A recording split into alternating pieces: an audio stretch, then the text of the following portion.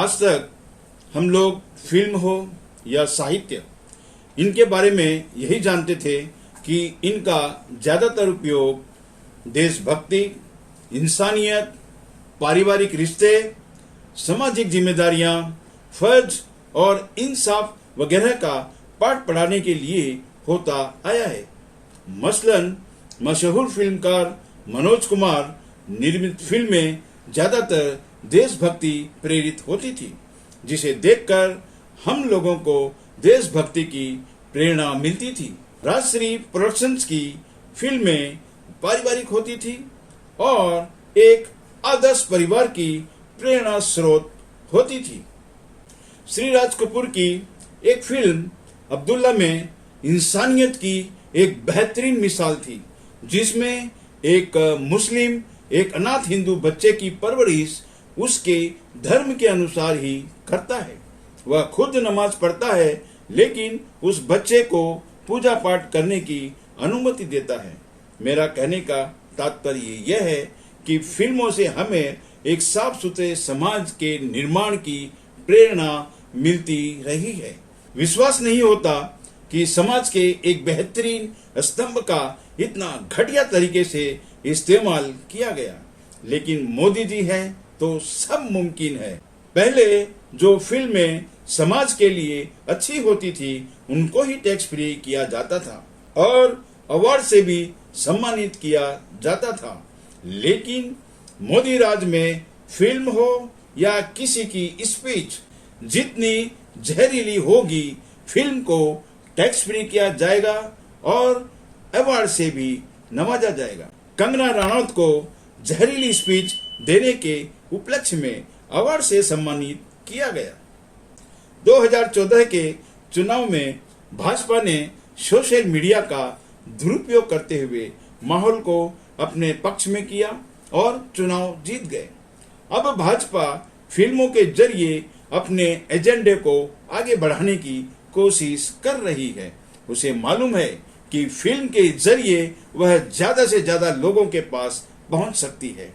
मोदी जी ने कश्मीर फाइल नाम की फिल्म की जिस तरह तारीफ की और भाजपा शासित राज्यों में टैक्स फ्री किया गया, लगता है फिल्म का प्रोडक्शंस भाजपा ने ही किया है। मोदी जी कहते हैं कि लोगों को सच्चाई का पता लगना चाहिए। अगर उनको सच्चाई इतनी ही पसंद है तो गुजरात और अभी हाल ही में जो दिल्ली में दंगे हुए, उनका सच भी सामने आना चाहिए। लॉकडाउन में सैकड़ों मजदूरों की मौत का कौन जिम्मेदार? कोरोना में हजारों मौत का कौन जिम्मेदार? सैकड़ों किसानों की मौत का कौन जिम्मेदार? पुलवामा में 45 फौजियों की मौत का कौन जिम्मेदार? यह सब सच भी जनता के सामने आना चाहिए। पीएम केयर फंड की ट्रांसपेरेंसी भी होनी चाहिए। मोदी जी चाहे कुछ काम करें या ना करें, लेकिन हर बार चुनाव में इतने शानदार प्रदर्शन का सच भी सामने आना चाहिए। अगर मोदी जी इतने ही जनता के शुभचिंतक हैं, तो किसानों और मजदूरों के साथ इतनी बर्बरता क्यों की गई? क्यों लोकतंत्र के साथ खिलवाड़ किया जा रहा है? क्यों नहीं ईवीएम को बंद करके बैलेट पेपर से चुनाव करवाते हैं? क्यों जहरीले लोगों की जहरीली स्पीच के लिए उनको इनाम और बढ़ावा दिया जाता है? कैसे अनुपम खेर, विवेक अग्निहोत्री, अक्षय कुमार वगैरह जैसे संवेदनशील लोग भी अपनी विवेकता को खोकर एक विवेकहीन भीड़ में कैसे शामिल हो गए? यह मैं ऐसा इसलिए कह रहा हूं कि पहले अनुपम खेर एक बहुत ही जिम्मेदार भारतीय नागरिक की तरह मैसेज को पोस्ट किया करते थे। यहाँ पर मैं उनके 2-3 मैसेज दिखाना चाहता हूँ जो उन्होंने भाजपा के आने से पहले पोस्ट किए थे। एक मैसेज में वो कहते हैं कि कश्मीर के हालात के लिए राजनीति और आतंकवाद जिम्मेदार है।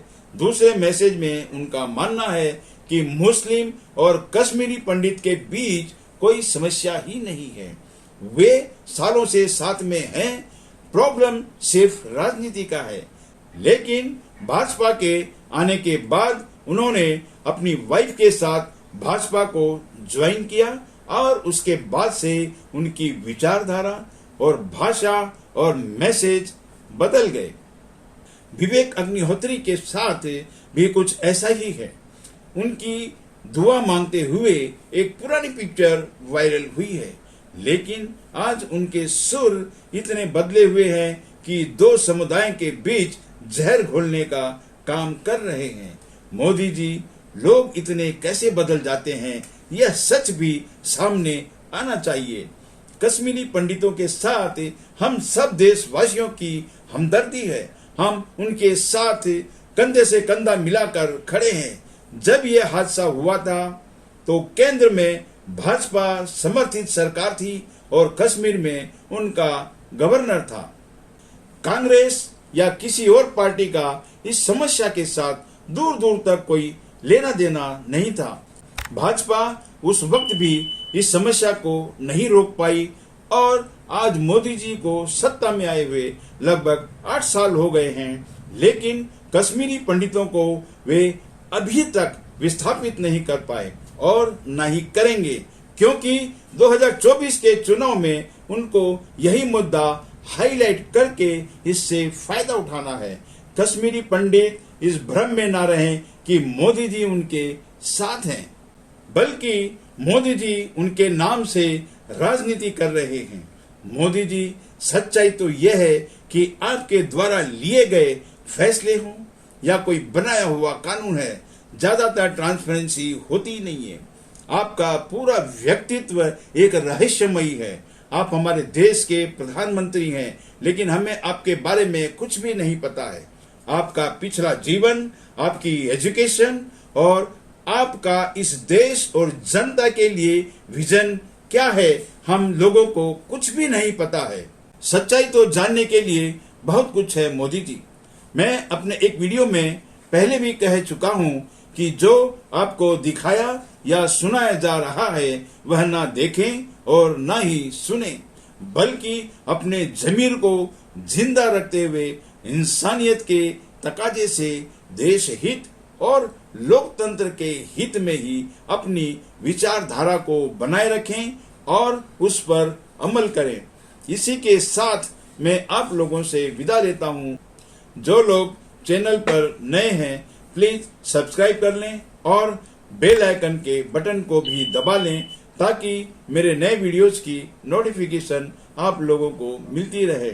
अगर किसी को मेरा ये वीडियो पसंद आया है तो प्लीज लाइक करें, कमेंट करें और शेयर करना ना भूलें। जय हिंद।